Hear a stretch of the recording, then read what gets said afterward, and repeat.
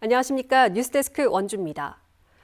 원주시가 사교육비 부담을 덜기 위해 초등학생들에게 예체능 학원비를 지원하는 꿈이룸 바우처가 3년 차를 맞았습니다. 대체로 긍정적인 평가 속에서 학원비 인상이나 바우처 부정수급에 대한 우려의 목소리도 끊이지 않고 있습니다. 황구선 기자입니다. 지역 초등학생에게 매달 예체능 학원비 10만 원을 지원하는 원주 꿈이룸 바우처. 올해 3년 차를 맞이한 사업은 시민 교육비 부담을 덜어주고 어린이들에겐 입시만이 아닌 다양한 소질을 개발하는 통로가 되면서 90% 넘는 이용자들이 만족감을 나타냈습니다. 하지만 전국에서 처음 시행하는 만큼 부작용도 일부 포착되고 있습니다. 먼저 학원비 인상입니다. 학부모 시각에선 지난 3년 동안 일부 체육학원비가 한 달 평균 15만 원에서 17만 원으로 올랐는데 또다시 오르진 않을까 불안합니다. 작년 말 물가 상승을 감안해 보습 학원들이 교습비 인상안을 제시했지만 바우처 여파로 학원비 연쇄 상승을 우려한 원주시가 인상 반대 입장을 강조하면서 학원들이 반발하고 있습니다. 원주시에서 이 바우처로 인해서 저희 교습비를 막고 있다는 거는 말이 안 되는 거예요. 바우처는 바우처일 뿐이지 저희는 교습비란 말이에요. 부정수급 논란도 있습니다. 딱히 예체능을 하고 싶지 않은 아동 바우처를 다른 형제 몫으로 몰아넣는가 하면 입시 준비로 시간이 없는 초등 고학년들의 바우처를 학부모가 대신 쓰고 있다는 의혹도 있습니다. 무엇보다 일부 입시학원들이 바우처가 가능한 논술을 등록해놓고 기존 국영수 수업을 이어가고 있다는 제보도 학원가에서는 끊이지 않고 있습니다. 블로그나 홈페이지만 들어가 봐도 여기는 국영수 수업이라는 걸 누구나 다 알 수 있는데 그게 아이들한테 정말 도움이 되는 거고. 원주시는 이달까지 꿈이룸 바우처 가맹학원 700여 곳에 대한 교습비 실태 조사를 벌이기로 했습니다. 한 해 200억 원이 투입되는 복지 사업인 만큼 정부가 예산 적절성, 타 지역과 형평성을 고려해 3년 조건부 승인을 했는데 쭉 이어가기 위해 문제들을 개선하려는 겁니다. 일부 학부모들이나 원장님들의 이익만을 추구하는 그런 꿈이룸 사업으로 좀 변질이 되고 있는 것 같아서 조금 아쉽고, 앞으로도 좀 원주시에서 철저한 관리 감독을 통해서 입시만 바라보는 교육 현실에서 예체능과 논술 등 전인 교육을 실시하고 불경기로 어려운 학원가에 활력을 불어넣었다는 긍정적 분석도 나오고 있는 만큼 꿈이룸 바우처를 나쁘게만 바라볼 수는 없습니다.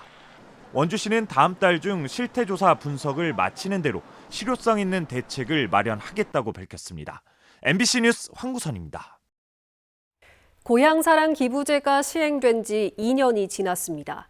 재정이 취약한 지방자치단체에 힘을 싣겠다는 목표는 얼마나 이루어졌을까요? 강원도 본청과 18개 시군이 2년 동안 모금한 내역을 살펴보니 인지도가 높고 가까운 지역을 기부 대상으로 선호했습니다. 이병선 기자가 취재했습니다. 2023년부터 시행된 고향사랑 기부제. 10만 원까지 전액 세액 공제가 된다는 이점 때문에 2년 차 들어서도 꾸준히 인기를 얻었습니다. 그 결과 첫 해 전국에서 650억 원 가량이었던 기부금이 지난해에는 800억 원이 넘을 걸로 예상됩니다. 앞서 제도를 시행했던 일본이 2008년 81억엔, 2009년 77억엔을 모금해 오히려 줄어든 것과는 반대입니다. 제도 시행 2년 차라고 하면은 사람들의 관심이 많이 줄어들잖아요. 제도 시행 2년 차의 징크스를 일본과 비교했을 때보다 일본보다는 잘 우리가 극복했다. 인구 규모를 고려했을 때 모금 규모가 절대 우리나라가 작은 게 아니다. 강원도 역시 2023년 52억 9,400만 원에서 지난해 69억 9,100만 원으로 32%가량이 늘었습니다. 2년간 총액은 122억 8,589만 5,500원. 월별로는 12월에만 59억 2,300만 원이 모여 전체 48.2%를 차지했습니다. 연말정산에 들어갈 세액공제 자료와 같은 역할을 하다 보니 연말에 몰리는 걸로 추정됩니다. 지자체 인지도는 기부금에도 중요한 역할을 한 걸로 보입니다. 관광지로 유명한 곳들이 이득을 봤습니다. 12억 4천만 원으로 가장 많은 기부금을 받은 속초시를 비롯해 강릉과 평창, 춘천 등이 상위권에 이름을 올렸습니다.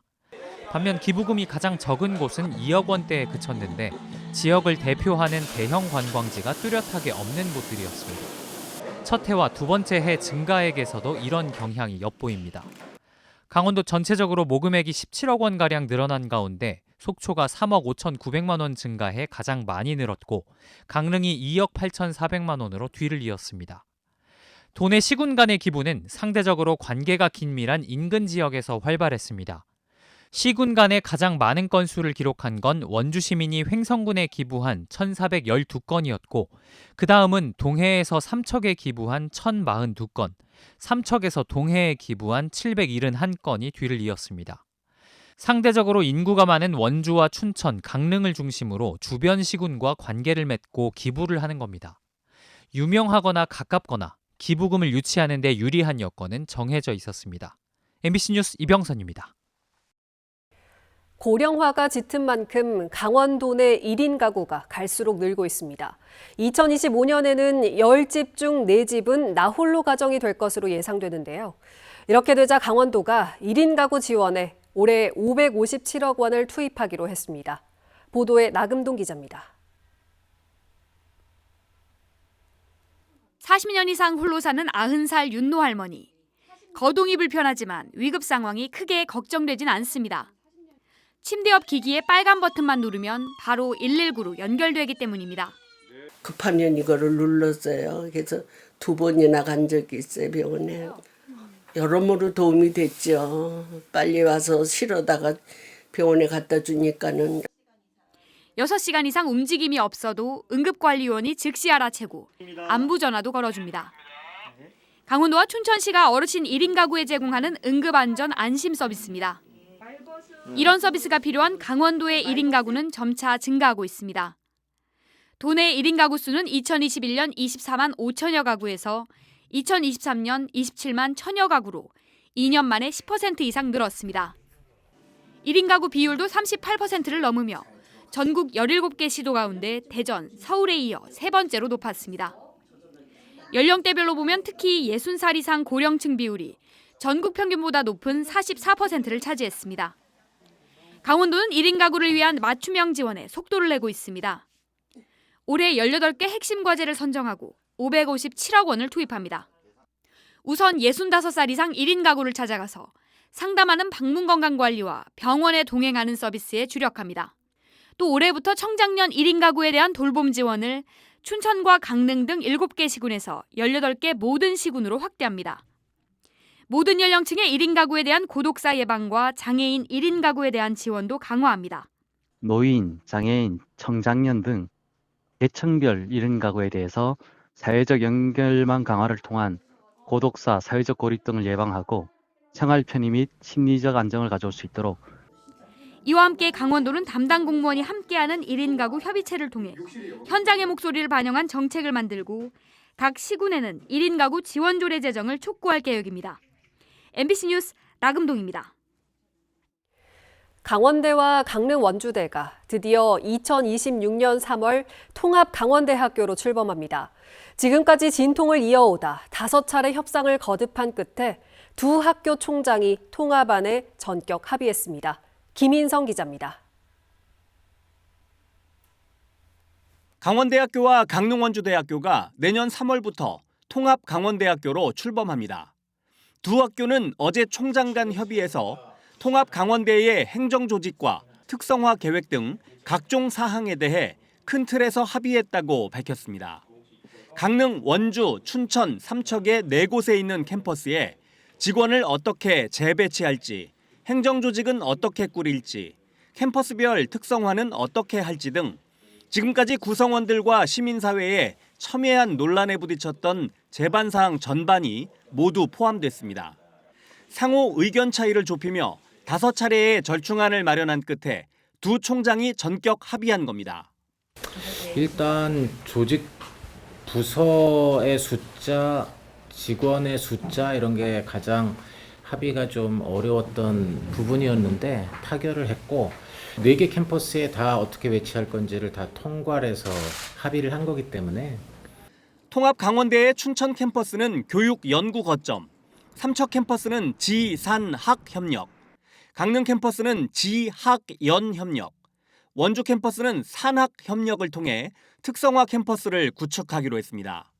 다만 유사학과의 통폐합이나 인력 구조 조정은 당장은 고려하지 않고 있다는 점을 강조했습니다. 규모가 심각하게 줄어들어야 되면 구조조정을 하거나 해야 될 필요성은 당연히 있는 거겠지만 이 통합하는 시점에서 인위적으로 물리적으로 어디로 보내고 합치고 이런 거는 안중에 고려 대상에 없는 통합안이다. 박 총장은 이번 주 내로 학내 구성원들과 동문, 시민대책위원회에 차례로 설명하겠다고 약속했습니다. 통합강원대학교는 오는 20일까지 교육부에 이번에 합의한 통합안을 제출할 예정이며 교육부는 이후 통합심사위원회를 개최해 이르면 오는 5월쯤 승인 여부를 결정할 것으로 보입니다. 교육부가 승인할 경우 학생 수 3만 명, 교수 1,400명의 국내 최대 국가 거점 국립대학이 탄생하게 됩니다. 통합강원대학교는 교육부의 승인을 전제로 내년도 신입생 모집을 위한 각 캠퍼스별 세부 운영 전략을 마련한다는 계획입니다. 지역 대학이 생존을 위해 추진하고 있는 학교 간 통합이 어떤 결실을 맺을지 관심이 집중되고 있습니다. MBC 뉴스 김인성입니다. 레고랜드 주변 하중도 개발 사업 정상화를 위한 강원개발공사와 중도개발공사의 통합안에 대해 김진태 도지사가 강한 추진 의지를 보였습니다. 김 지사는 오늘 기자간담회에서 통합안이 지금 단계에서 선택할 수 있는 가장 합리적인 대안이라며 통합하고 싶어 하는 게 아니라 하지 않으면 더 큰 일이 발생할 수 있다고 말했습니다. 현재 중도개발공사는 법인 가치가 마이너스 2,037억 원으로 이대로는 하중도 개발 사업이 불가능해 강원개발공사에 통합시키는 방안이 추진되고 있습니다. 자신의 지역구에 있는 면사무소 직원들에게 식사를 제공해 공직선거법 위반 혐의로 기소된 유호현 원주시 의원이 1심에서 벌금 90만 원을 선고받아 의원직을 유지할 수 있게 됐습니다. 춘천지방법원 원주지원 형사합의부는 선거 경력 등으로 미루어 보았을 때 충분히 관련 규정을 알 수 있었고 선관위에 질의만 했더라도 문제 여부를 확인할 수 있었을 텐데 그러지 않았다면서도 정치적인 목적이 있거나 선거에 영향을 미치려 한 것은 아닌 걸로 보인다고 선고 사유를 밝혔습니다. 유 의원으로부터 식사를 제공받아 기소된 공무원에 대해서는 벌금 50만 원이 선고됐습니다. 한편 유 의원은 이 사건 외에도 원주시 사업에 특정 업체가 선정되도록 압력을 행사했다는 의혹과 시청 공무원 인사에 개입했다는 의혹에 대해서도 경찰 수사를 벌이고 있습니다. 원주시의회가 장애인을 비롯한 모든 시민들의 이동권을 보장하는 조례를 마련하는 등 무장애 도시 조성을 위한 활동을 본격 추진합니다. 시의회 무장애 도시 추진 특별위원회는 협력기관인 장애인복지관, 장애인자립센터와 간담회를 열고 무장애 도시 조성을 위한 구체적인 계획을 논의했습니다. 특위는 다음 달 원주시 무장애 도시 추진 조례를 발의하고 관련 포럼도 개최한다는 계획입니다. 지난해 발족한 특위에서는 그동안 지역의 장애인 단체와 함께 무장애 도시 조성 방안을 논의해 왔습니다. 강원 혁신도시 발전지원센터가 예비 청년 창업자들에게 임차료를 지원합니다. 19세부터 39세 강원 도민 가운데 신규 창업하는 청년들이 원주 혁신도시에 공실 상가를 임차할 경우 월 30만 원씩 최대 12개월 동안 임차료를 지원합니다. 또 홍보 마케팅과 필수 기자재, 컨설팅을 추가로 제공해 청년 창업자의 경쟁력을 강화한다는 계획입니다. 신청은 강원혁신도시 발전지원센터에 방문해 서류를 제출하면 됩니다. 원주지방환경청이 여름철 녹조 발생에 선제적으로 대응하기 위해 하천이나 댐 주변에 있는 퇴비 점검에 나섭니다. 환경청은 한국수자원공사, 횡성과 춘천 등 댐 인근 지자체와 함께 다음 달 14일까지 현장 점검을 벌여 부적정 관리 중인 퇴비는 수거하고 야적 퇴비 관리 대장을 작성하는 등 지속적으로 관리한다는 계획입니다. 하천변에 야적된 퇴비는 빗물과 함께 하천에 유입돼 녹조 증식을 유발하는 것으로 알려져 있습니다. 국가기념일인 농업인의 날 공식 행사를 발상지인 원주에서 개최해야 한다는 목소리가 커지고 있습니다. 농촌 지도자 원주시 연합회가 최근 농업인의 날 국가기념 행사 원주 유치 결의대회를 열었고 연합회를 중심으로 농민단체와 농협 등이 유치 서명운동도 펼치고 있습니다. 농업인의 날은 1964년 원주에서 사람은 흙에서 태어나 살다가 흙으로 돌아간다는 삼토 사상을 바탕으로 흙토가 3번 겹치는 11월 11일 11시에 농민의 날 행사를 추진해온 것이 1996년 국가기념일로 지정됐습니다. 강원도 교육청이 초, 중학교 신입생 학부모 예비 소집을 유튜브 생방송으로 진행합니다. 중학교는 모레 오전 10시, 초등학교는 20일 오전 10시, 도교육청 유튜브 채널 학기요TV에 장학사와 교사가 출연해 학교 생활 적응을 위한 알찬 정보를 제공합니다. 특히 입학 전 준비 사항을 비롯해 중학교의 수업과 평가, 자유학기제 등을 설명하고 학생과 학부모가 궁금한 점을 댓글로 남기면 실시간으로 답변해 줍니다. 영월군 청소년 수련관이 봄학기 축구교실 참가 청소년을 모집합니다. 지역의 6세부터 13세까지 유소년과 청소년이면 누구나 신청할 수 있고 다음 달 8일부터 시작해 4개월 동안 총 16번 수업을 통해 볼터치와 컨트롤, 패스, 슈팅, 드리블 등 축구 기술을 배울 예정입니다. 지금까지 뉴스데스크 원주였습니다.